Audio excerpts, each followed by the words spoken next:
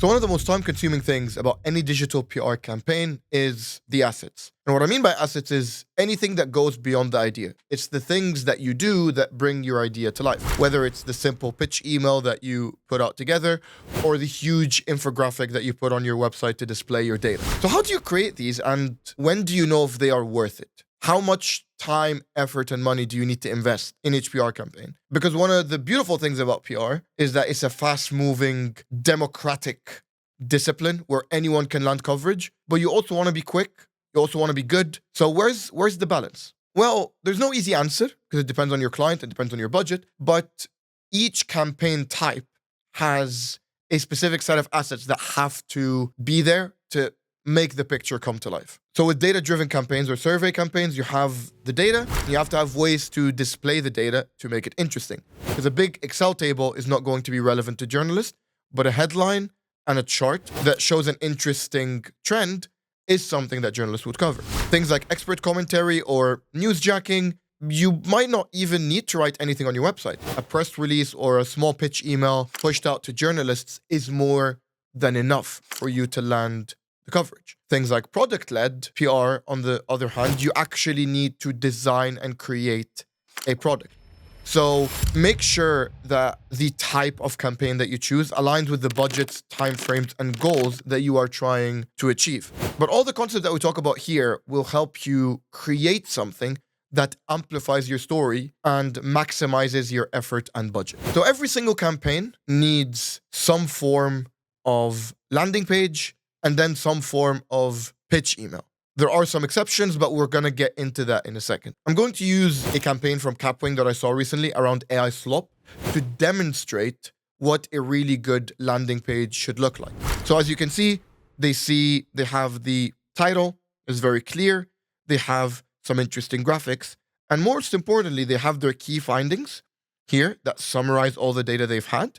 But they also have a bunch of different graphics that bring the data to life, showing the YouTube channels that have the most slop, showing what are people watching the most, the highest earners. And so this idea in and of itself was just a bunch of survey data, but the landing page really brings it to life. So any landing page has to have a few different elements to make sure that it works. It doesn't have to be interactive and take hours of dev time, but it does have to work really well on mobile, has to be visually appealing, and it has to lay out the findings in a way that tells the story, not just on your website, but on other websites. Once your story is out there, people are going to start to screenshot or share it on social media. So are your graphics there? Are the key findings easy enough for people to take, for journalists to use in different stories? So the landing page has to present the story in a very interesting, readable, digestible, and most importantly, shareable way.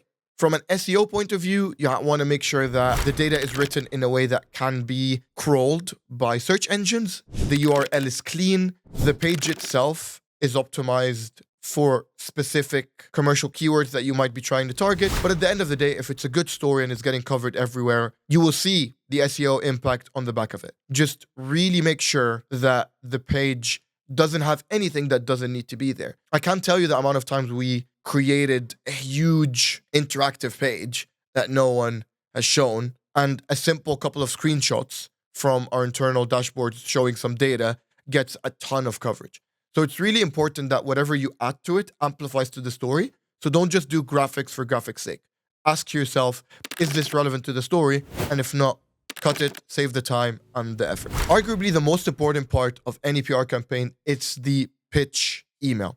And if your pitch email isn't tight, then journalists are never going to find out about your story, no matter how good it is. The aim of a pitch email is to take a story from what it looks like here to what it looks like here. Very different headline and very different copy, because the journalist took what was in the report and repurposed it to fit the Guardian's writing style. So your pitch email is more or less the bare bones of your story that allow the journalist to answer a very simple question. Should I cover this or not? Is this newsy or is it not? Pitch emails are the bare bones of a story that allow a journalist to understand whether it's newsy enough and interesting enough to cover your story or not.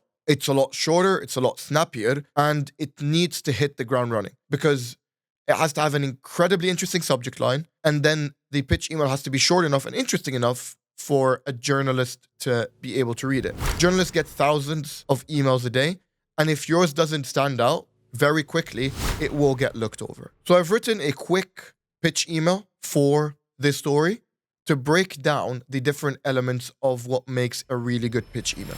So as you can see, it's a very specific subject line that's very snappy, has a bunch of data, and summarizes the story in a very short, snappy headline.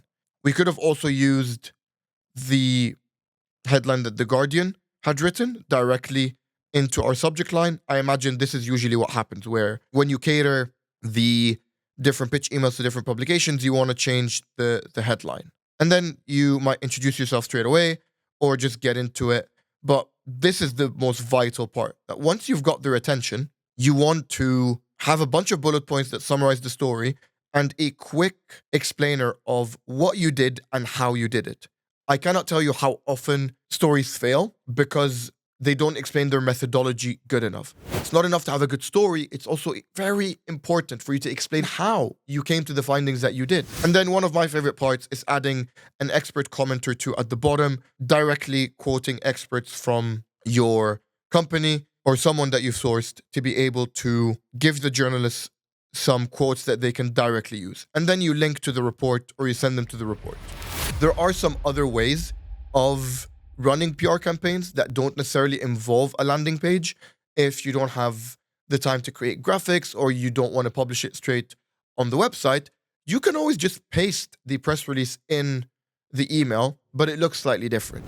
This is an example of what it would look like, where you still have the bullet points, you still have the methodology and the explanation, but you just more or less attach the press release below and allow the journalists to take what they want from it.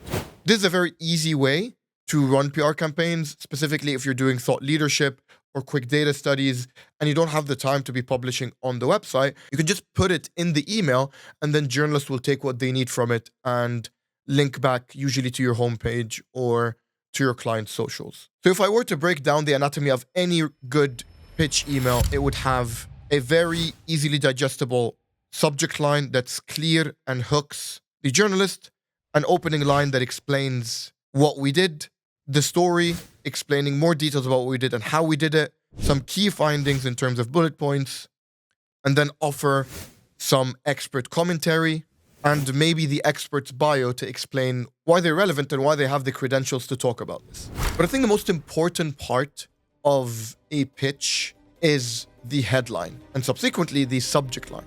So if you want to know how to write banging headlines, you can watch this video that talks about exactly the formulas to use.